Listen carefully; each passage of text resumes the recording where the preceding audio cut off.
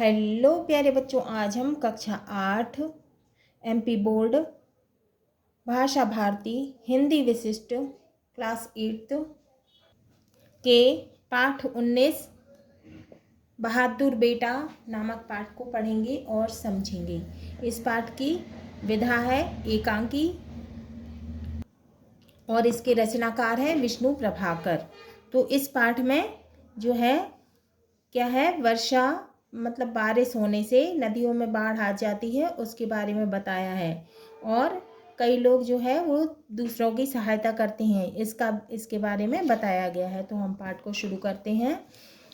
आइए सीखें। सेवा भाव, त्याग, समर्पण, देश और समाज के प्रति प्रतिबद्धता। योजक चिन्ह। योजक चिन्ह कैसा? ऐसा है ना।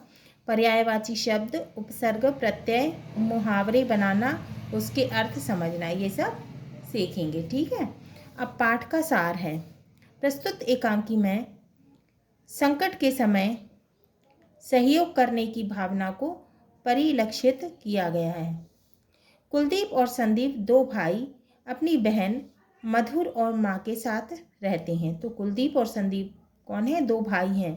अपनी बहन मधुर, उनकी बहन का क्या नाम है? मधुर, और माँ के साथ रहते हैं। स्कूल में कुलदीप को पता चलता है कि तूफान के कारण वर्षा होने से नदियों में बाढ़ आ गई है। तो कुलदीप को पता चलता है कि बहुत ज़ोर से तूफान आया है, उसके कारण क्या हो गया? वर्षा होने से नदियों में बाढ़ आ गई है। यह सूचना माँ को देकर वह साथियों के साथ धन आदि संग्रह करने चला जाता है, मतलब धन पैसा इकट्ठा करने के लिए चला जाता है। उधर संदीप नदी में बाढ़ में फंसे लोगों को अपनी जान की परवाह ना करते हुए बचाता है। एक स्थान पर वह स्वयं नदी में डूबते डूबते बचता है।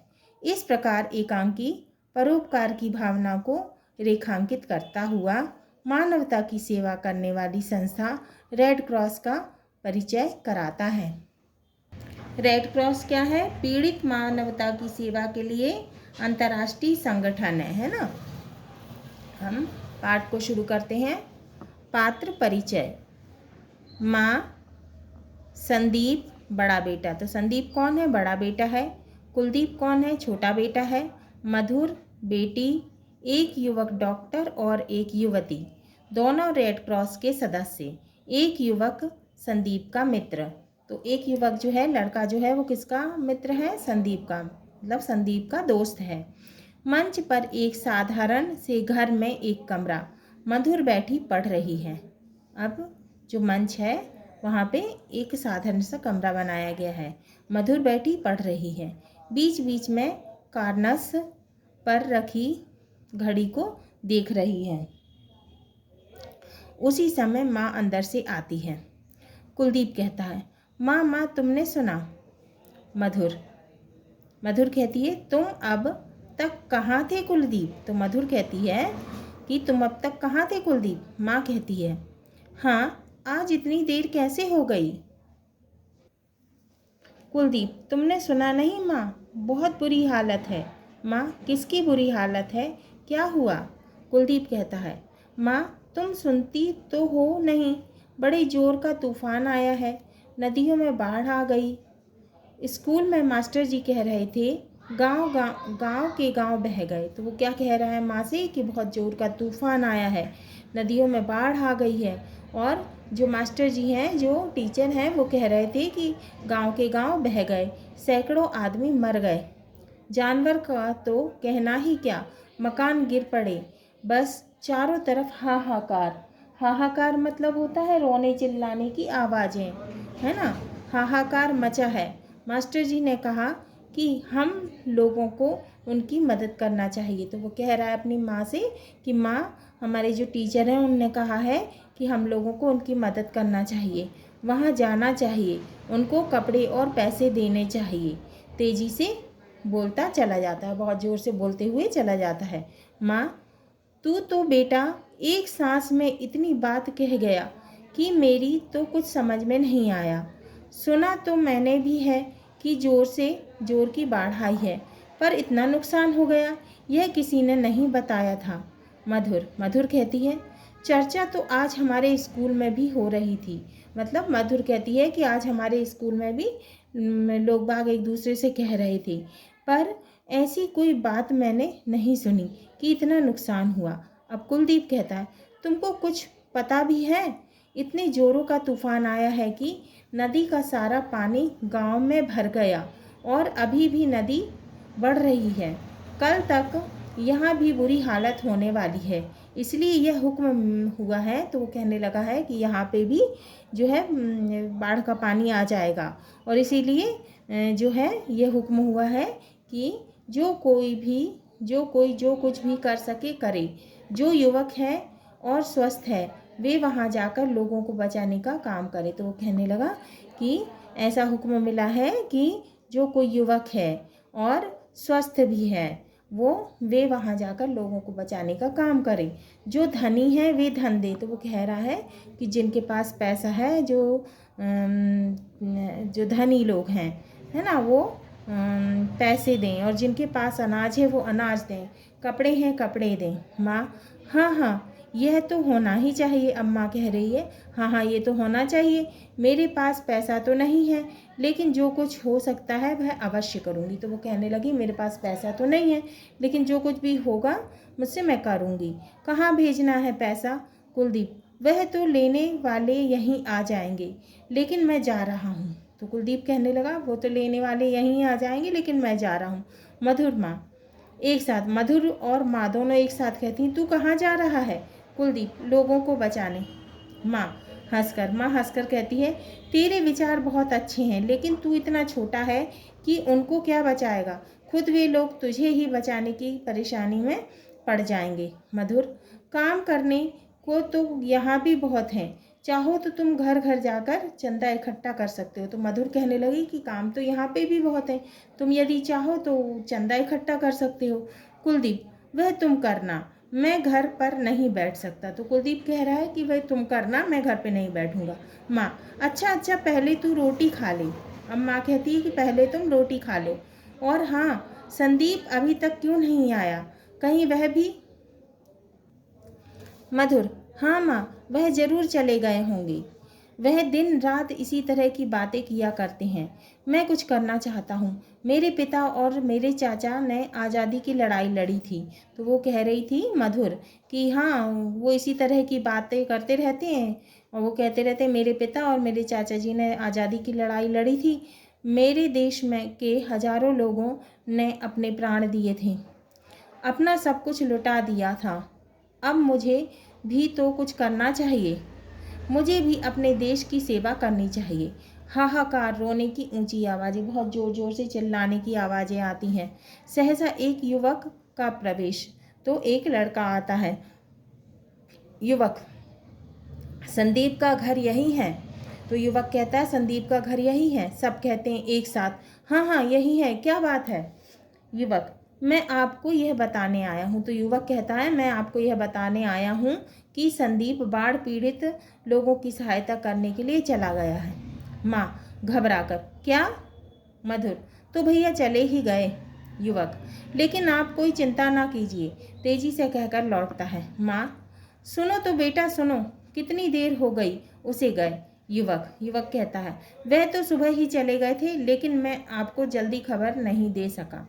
तेजी से चला जाता है। मधुर, मैं जानती हूँ।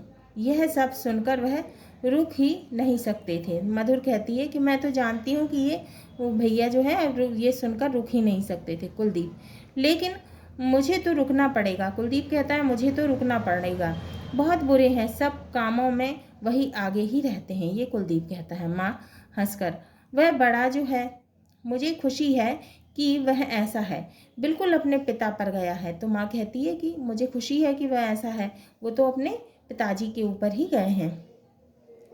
जिंदगी भर वह भी यही करते रहे, कभी चैन से नहीं बैठे। माँ कह रही है। मधुर, और अब भैया भी नहीं बैठेंगे, अच्छा ही है, पिताजी का काम कोई तो करे। एकदम माँ सहसा रुक जाती है। तो माँ एकदम से रुक जाती है। माँ तब तक जैसे ध्यानस्थ हो गई है और धीरे धीरे बोल रही थी। माँ, हे भगवान, यह सब क्या हो रहा है? कब दूर होगी ये परेशानियाँ? कितना बलिदान चाहता है तू? हे भगवान, तू मेरे बच्चों की रक्षा करना, बच्चे की रक्षा करना, वह खूब सेवा करें, पर मधुर माँ को झंझोर कर मधुर जो है वो माँ को हिलाती है और कहती है, माँ माँ तुम कहाँ खो गई, क्या सोचने लगी, हमें कुछ करना चाहिए, चलो हम दोनों घर घर से अनाज और धन इकट्ठा करें। तो मधुर कहती है कि माँ हमें कुछ करना चाहिए, चलो हम घर घर जाके अनाज और धन इकट्ठा करते हैं, पैसा इकट्ठा करते हैं। और हाँ बाढ़ पीड़ितों के लिए खाने की ज़रूरत भी तो होगी। कुलदीप, खाना कपड़ा मकान सभी चीज़ों की ज़रूरत होगी। कुलदीप कह रहा है कि खाना कपड़ा मकान सभी की ज़रूरत होगी। मास्टर जी कहते थे कि सरकार प्रबंध कर रही है। तो वो कह रहा है कि हमारे जो टीचर हैं वो कह रहे थे कि सरकार प्रबंध कर रही है, कैंप लगवा दिए हैं। माँ मैं जाता हूँ, स्कूल में वॉलेंटियर की ज़रूरत है। तो वो कहने लगा कि माँ मैं जा रहा हूँ, स्कूल में वॉलेंटियर की ज़रूरत है। वॉलेंटियर क्या होता है? वॉलेंटियर क्या होता है? स्वयंसेवक, है ना। मैं कैंप में जाकर तो काम कर ही सकता हूँ।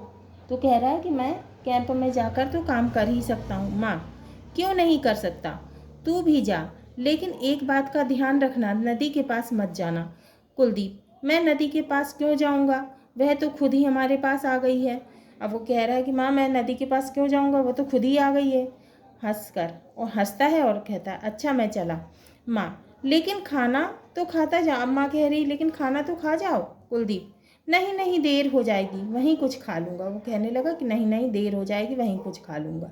तेजी से चला जाता है। बाहर शोर उठता है। माँ खिड़की से झांकती है। मधुर, देखो देखो माँ, कितने लोग इधर ही चले आ रहे हैं।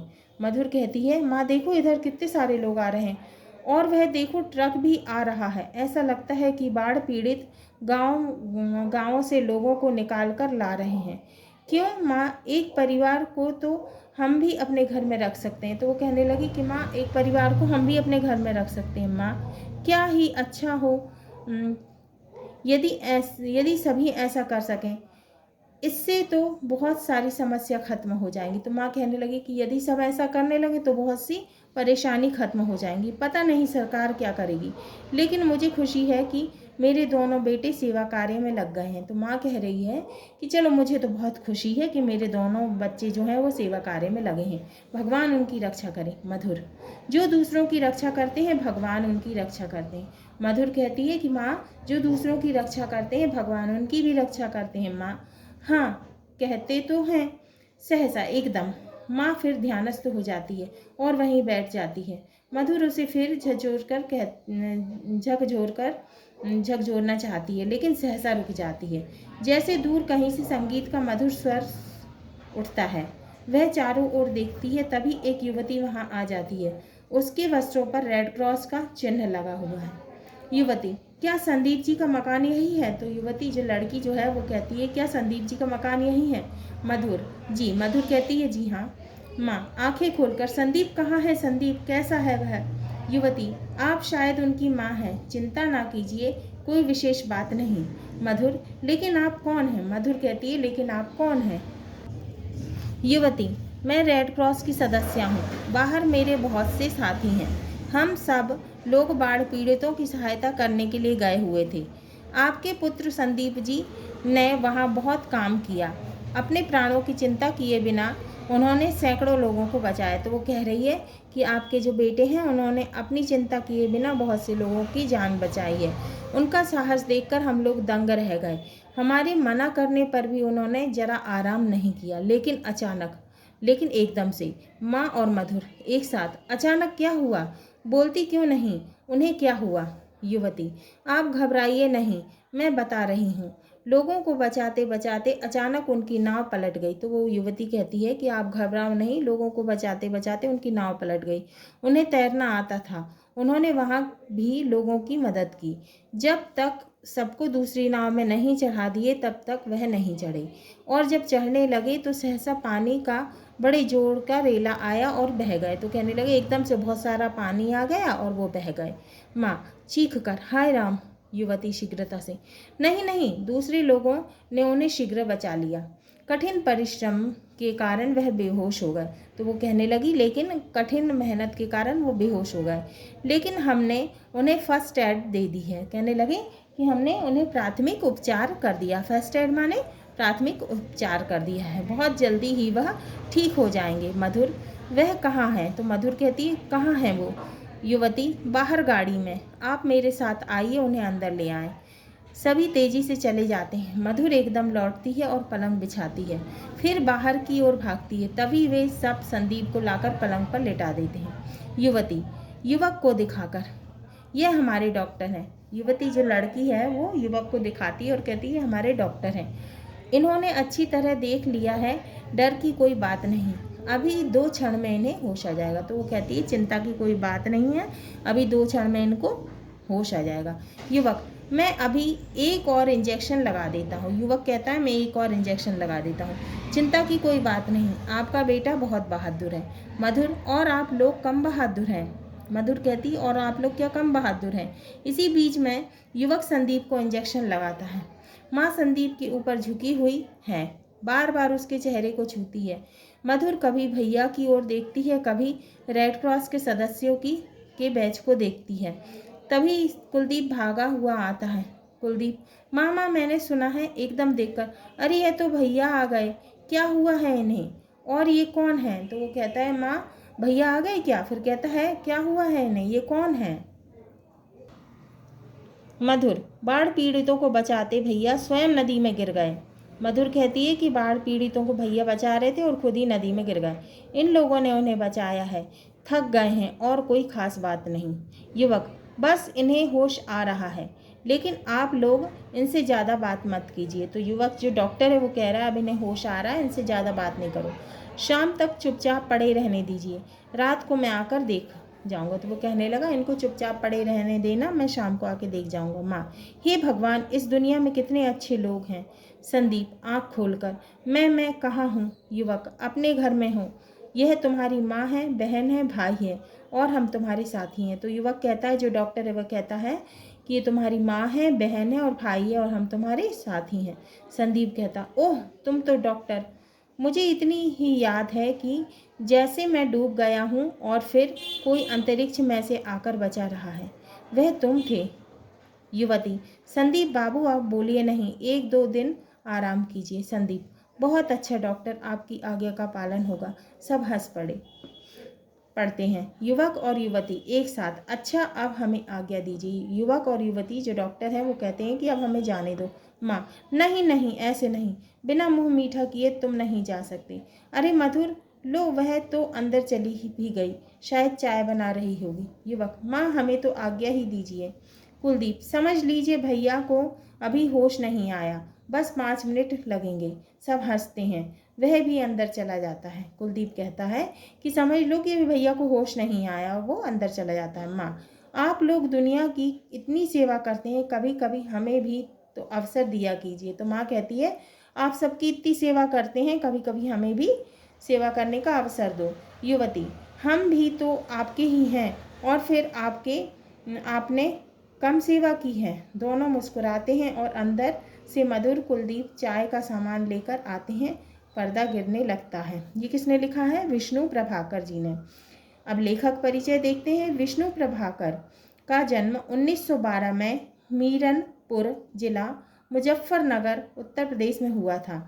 आपने साहित्य की विभिन्न विधाओं, कहानी, उपन्यास, नाटक, एकांकी और रिपोर्टाज की रचनाएं की हैं। इनकी रचनाएं रोचक होने के साथ साथ संवेदनशील भी हैं।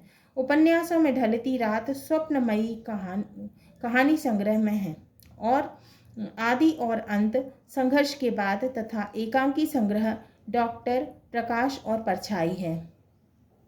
शब्दार्थ देखेंगे। हाहाकार का अर्थ है रोने चिल्लाने की मिश्रित आवाज़, माने मिली जुली आवाज़। वॉलेंटियर का मतलब है स्वयंसेवक। फर्स्ट एड का मतलब है प्राथमिक उपचार। ध्यानस्थ का मतलब है ध्यान करना। रेड क्रॉस का मतलब है पीड़ित मानवता की सेवा के लिए अंतर्राष्ट्रीय संगठन। बैच का मतलब है पहचान पत्र, जो कमीज या कुर्ते की जेब में लगा रहता है। हाँ तो प्यारे बच्चों, ये हमारा पाठ 19 बहादुर बेटा नमक पाठ पूर्ण हुआ। अगले वीडियो में हम इसके प्रश्नों के उत्तर को हल करेंगे।